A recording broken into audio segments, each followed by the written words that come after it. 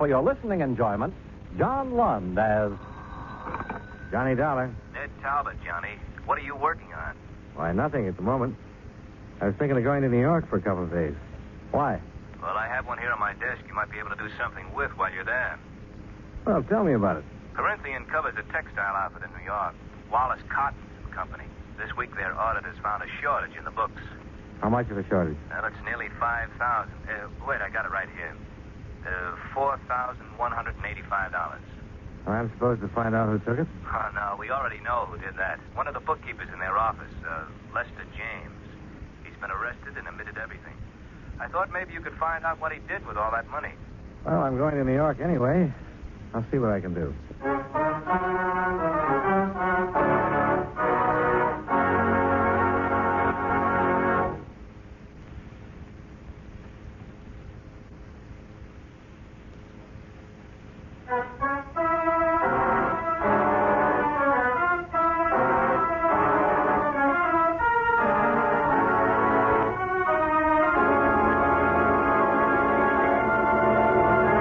Account submitted by Special Investigator Johnny Dollar to the Continental Adjustment Bureau, 418 Elizabeth Avenue, Hartford, Connecticut.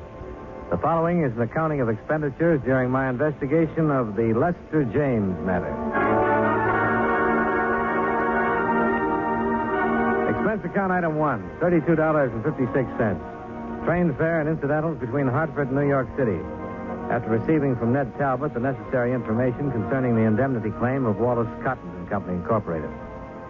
I arrived in New York at 1:30 in the afternoon and checked in at the New Weston. Central Division told me that Lester James is being held in the 17th Precinct Jail. I went right over. Well, here you are, Dollar. Now what? Take it easy, James. This is Johnny Dollar. He wants to talk to you. Hello, James. Hi. I'll see you later, Dollar, huh? Yeah, thanks, Sergeant. You'll give me a yell when you finish, huh? Right. Oh, what are you? Lawyer or something? No. I don't want a lawyer. You said somebody would be around to talk to me again, but I don't want to see anybody. Why not? I just don't want to see anybody, that's all. Well, you'll have to be represented by counsel when you go into court. All right, let somebody represent me. Just a technicality anyhow. I know what'll happen in court. I've got my confession. Who are you, anyway? I'm an insurance investigator. Well, what are you doing here? It's a swell day outside. I'm trying to find out what you did with that $4,185 that you took from Wallace Cotton. Oh, that? Yeah, that. How about it, James? Isn't it enough that I'm in jail? It's enough for the police, but not for my insurance company. I don't have anything to say to you. Now, look, don't be foolish. A whole or a partial recovery will have a lot to do with what happens to you in court. I don't want to be foolish. It's just that I spent it all. Every dime of it. No way to pay it back. Spend it on what? Doesn't make any difference. Might make a lot of difference. I don't have anything to tell you. You've never been in trouble before, have you? No. They think of things like that when a man comes up for sentencing. Now, this is your first offense. I know. You trying to shield somebody, James? Why don't you go away? You've been trying the market? Did you gamble with it? No, just leave me alone. I won't tell you anything, Mr. Dollar. If you bought something with it or gave it to somebody, if it can be recovered in some part... No, I tell you, go away, leave me alone. I'd like to, but you're a thief, James, and you're going to get what's coming to you. I can't leave you alone. Listen. Now, you listen to me. If I don't get the information I want from you, I'll get it elsewhere. I'm going to be real honest with you. Corinthian Liability wrote a blanket policy on Wallace Cotton and Company, promising to pay them in full for every loss caused by fire or theft on their premises. Now, no insurance company takes the word of some guy sitting in a jail cell where there's cash to be recovered. It's the same as stolen property. If you gave it to someone or spent it when it wasn't yours, it's still redeemable. Now, what do you have to say? Look, Mr. Dollar, this won't do you any good. I'm no low-forehead job who got caught crawling in a drugstore window. I'm a college graduate. I've been in the business world for 10 years or better. I know what I want to tell you and what I want to keep to myself. And I don't want to talk about this, do you understand? And there's no way or no person who can make me talk about it. I took the money, I admitted that. I did a bad job of it, I was caught, I've confessed, and you've got me. And that's the whole story. Okay. Have it your way, Lester. Go away. Just go away, please.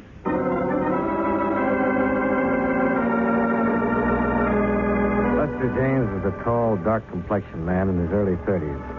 His hair was black, straight, and closely cropped. His features regular. Not good, not bad. The kind of man you see every day on the street. Somehow, the kind of man I hadn't expected to meet. Expense account item 2, $1.35, cab fare. I went over to the apartment on 59th Street where Lester James had lived. According to the penciled note above the first door to the right of the entrance, Mrs. Anastasia Denovich was the manager. Yes, what is, please? You're Mrs. Denovich? Yes, what you want, mister? I understand that Mr. Lester James lived here. Is that right? Oh, yes. Bad. Bad. I hear he steals money, and that's bad. Yeah. I'm from the insurance company, Mrs. Denovich. We're trying to recover some of that money if we can. Wonder if you could help me. I fix dinner now for my son. He's come home from work. What I do? Well, I want to know about Lester James. What is? The works, Mrs. Denovich. Did he drink? Gamble? Did he stay in nights or go out? Did he pay his rent? You're a policeman? Insurance investigator. Oh, please. Sometime else. Look, it's important now. I talked to Lester on phone. He said I don't have to answer any questions. Well, you don't have to, but I'd appreciate it if you would. My son home soon. All right, mister. I know these things. You ask about men who live here. Well, look, how about his friends? Who visited them? No. I cannot say. No visitor.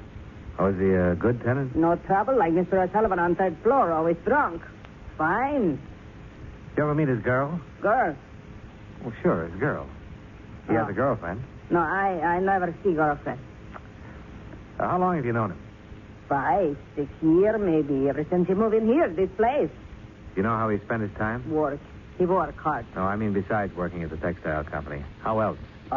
No. He poor fellow, that one. How's that? He steal money, true, but he poor fellow just same. For him, I feel. Yeah. Lester, he quiet and he think. I know he live up in that little room quiet. Think, he does all the time, he think. Oh, my son's dinner, please, you go now. Just a minute. I'd like to see his apartment, if I can. No matter. You bring key back, please. Thank you, Mrs. Denovich.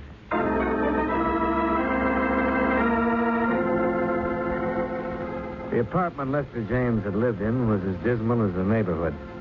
A tiny closet kitchen, a bed that came out of the wall, and a pair of grimy windows that looked across the court into another pair of equally grimy windows. The furniture was early 30s and threadbare. Among his personal effects, I found nothing of value. The apartment yielded no more information than James had.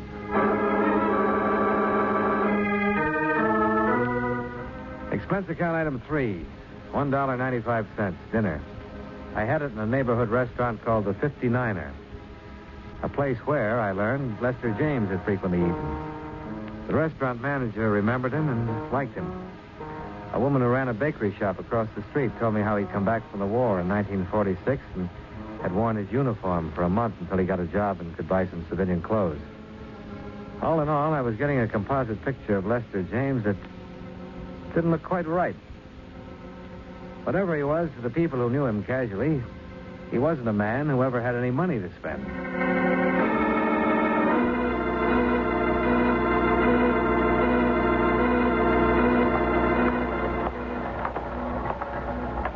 Well, hiya. Hi.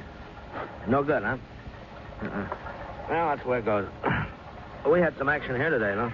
Oh? Sit down.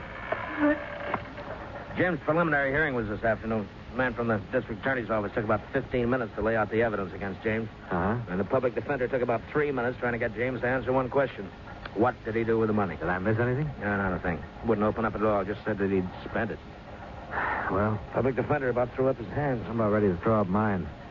When is the trial set for? Sometime next week. I'd like to talk to him again. He been moved yet? Didn't go to the sheriff's office. Somebody bail him? He bailed himself.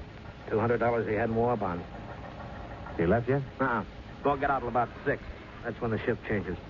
You still want to see him? Yeah, I'll wait.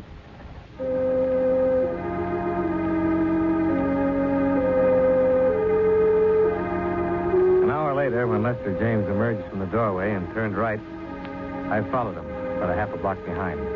When he caught a cab and headed uptown, I caught one, stayed right with him. When he got out at the Empress Theater and walked around to the stage door, I was standing at the alley entrance. 10 minutes later, he came out and hailed a cab. Once more, I followed. This time, he went back to his apartment on 59th Street. I waited 15 minutes before I went in. James? James? James, it's me. Johnny Dollar. I got a couple of whiffs of it standing there in front of the door.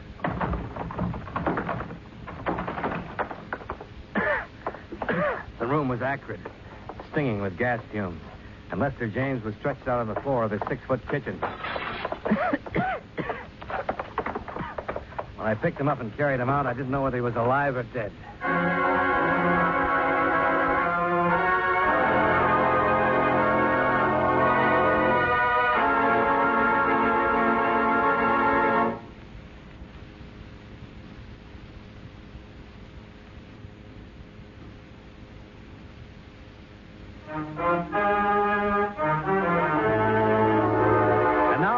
Star John Lund, we bring you the second act of Yours Truly, Johnny Dollar.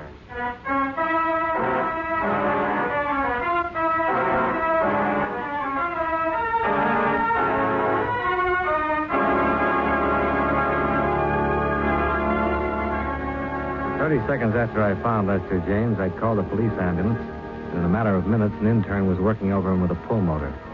There was no telling how much gas he breathed in or for how long a time the jet had been open. Hand me that. Thanks. Swab. Okay. He alive? Maybe. Hard to say on these. That shot should cause some reaction. Oh. This your place? No, it's his. You know him? His name is Lester James. I met him earlier today. Can you give me that? We might be getting something here. What, this thing? Yeah. He'll be sick if... Oh. What? He's catching on. Oh, yeah. Let's have a little more. Getting some pulse. Respiration, too. What do you make it? Well, it depends. If he had a heart condition, it'll be tough. There's nothing more we can do here. Let's move him.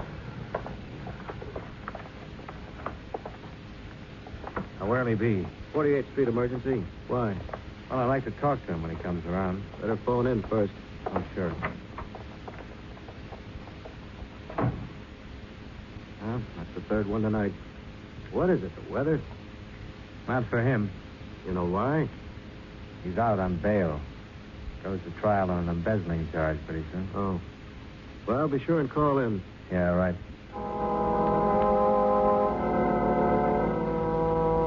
The investigating officers questioned me regarding the circumstances of Lester James's attempted suicide.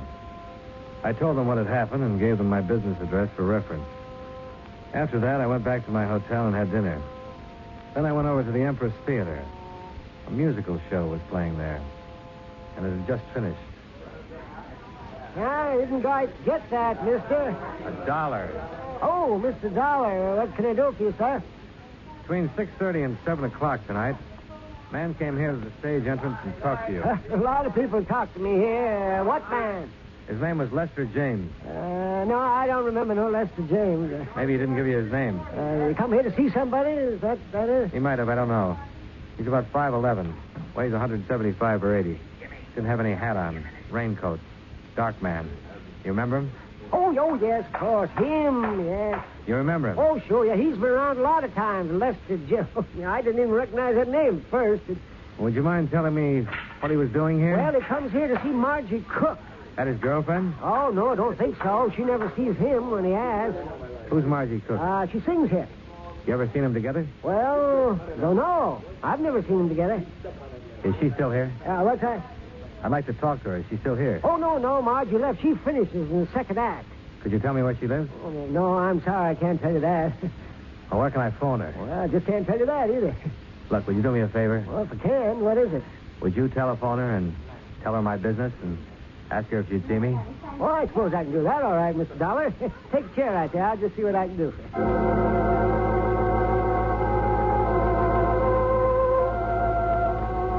Expense account item 4, $2.65. More cab fare. This time to the apartment of Margie Cook, singer. She met me at the door with cold cream on her face, wrapped in a chenille dressing gown. Miss Cook? You must be Mr. Dollar. Come in, please. Thank you. I didn't quite understand Frank on the telephone. Frank? Oh, the doorman at the theater. Yeah. Yes. I didn't quite know what to make of. Goodness, are you really an insurance detective? Yeah, investigator. Can I fix you a drink? No, thanks. You mentioned something about a man named Lester James, Mr. Dollar? Yes. You know him? Well, no, I don't. There's sort of a reservation in the way you say that, Miss Cook. You know his name? Yes, I know the name. What's this all about? Oh, just a routine investigation. Are you sure? Oh, yes. I'm curious. How did you get my name? How am I connected with Lester James? Well, that's what I want you to tell me. Oh, first, about my name. Well, James was at the theater tonight asking for you. I found that out from the doorman. And then I asked to speak to you. Oh. I understand James has been around there quite a bit. No. I really don't know how to tell you this. I've only seen the man once in my life. Is that so? Honestly. He's really quite impossible. Dear. This is very embarrassing to be asked about a thing like this by a complete stranger. Well, maybe I can save you that embarrassment if you'll answer one question. All right. He ever give you any presents? Yes. What? Well, that cigarette case there. This one? Mm-hmm. And the lighter to go with it. Uh-huh. Tiffany's. Pretty, aren't they? And expensive. What else? Well, let me think. Oh, that wasn't from him. Oh, that was. What? The lamp over there. Uh-huh. And the fur piece. Could I see that? I'm afraid I gave it away. Oh. I gave it to my kid sister who was visiting me a couple of months ago. What kind of fur piece was it? Ermine. I think that's about it. Except for orchids that used to come every night. A dozen orchids every night. He sent them to you? Mm-hmm. For about 3 months. You only saw him once, and he gave you all these gifts. Oh, dear. I know how that must sound. Look, it started about 6 months ago, I guess. I got a card in my dressing room one night asking me to dinner. It was signed Lester James. Well, I'd never heard of anyone named Lester James, and I tore it up. But every night after that, I kept getting the card, and pretty soon flowers, and then the lighter, and the cigarette case came. That's when I saw him. I didn't even dine with him, Mr. Dollar. We had one drink, and I told him I had a headache. I see. Gifts still kept coming, flowers, invitations, and I ignored them. I tried to send the things back, but I didn't know where to send them, so I gave away some, and some I've kept, and that's it. Why didn't you see him after that one night? Oh, he was so different than what I'd imagined. I mean, I've had my share of stage door Johnnies, but this man was... Well, he couldn't say a word without stumbling. He had no poise, no sophistication, nothing. All he had was money. I see.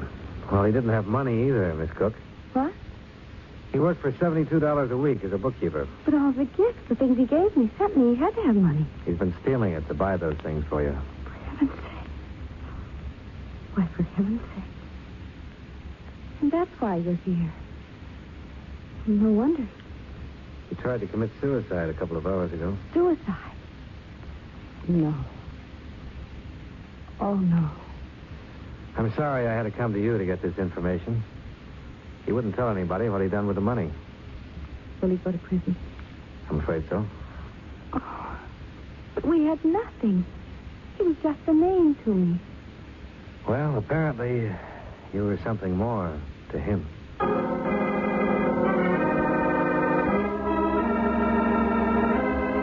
I spent the next 2 days tracking down the places from which the gifts had been purchased and ascertaining their retail values. Total, $2,780. I also learned from Margie Cook that Lester James had made appointments to meet her at various times at different expensive restaurants around town. She had never once kept any of these appointments. A check with the Waldorf, 21, the Stork, and several other places revealed that James had always made elaborate arrangements to entertain her. His restaurant bills, which were paid, came to $835. The florist bill, $680. Total, $4,295.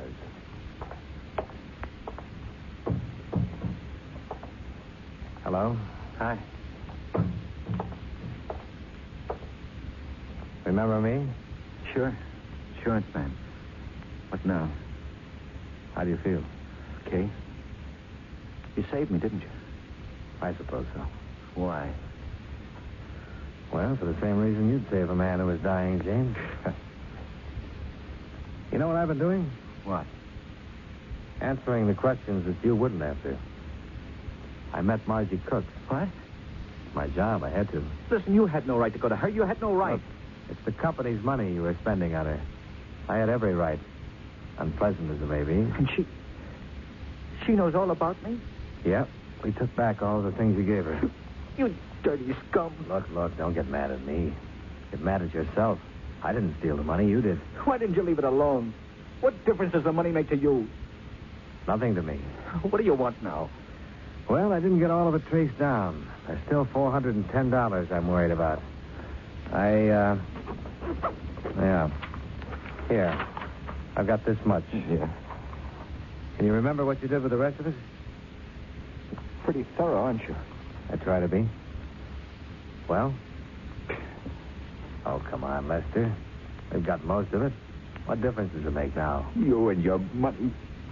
That's all it is to you. Dollars and cents. Dollars and cents that were stolen. Remember that. What did you do? See her on the stage one night? No. She was in the office. Office? Your office? Yes. Some fashion convention about 6 months ago. She was modeling some of our fabrics for them. The publicity people brought her over. I never saw anyone like that before. You figured a little money would attract her to you, huh? I heard that's the best way to do it. Well, it's one way, but it's not the best way, Lester. I pictured myself knocking on her door one night and saying, I'm a bookkeeper and I live on 59th Street. Why don't you come over and have a bottle of beer with me? You know, she might have come. What makes you think so? I met her.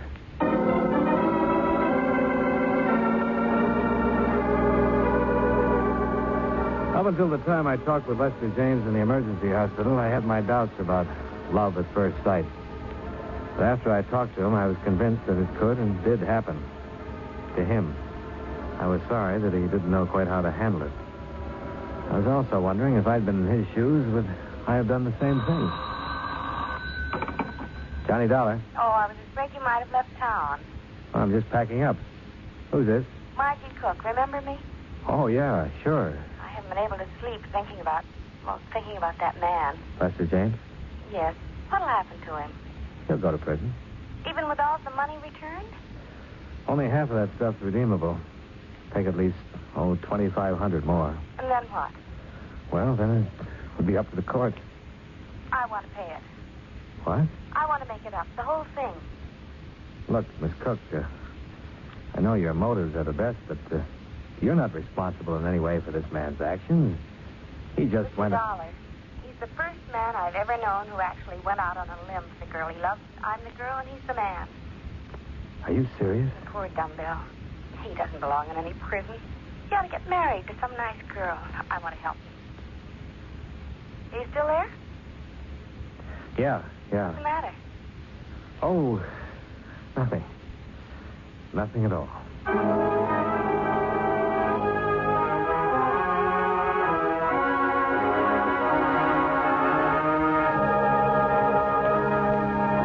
Expense account item 5, $28, hotel. Item 6, $37, meals. Item 7, $15.15, miscellaneous. Item 8, same as 1, transportation back home. Total, $151.22. Remarks, James comes to trial next week. In view of Margie Cook's paying back the money he stole, James just might get a suspended sentence. But, as always, that's up to the court. Yours truly, Johnny Dollar.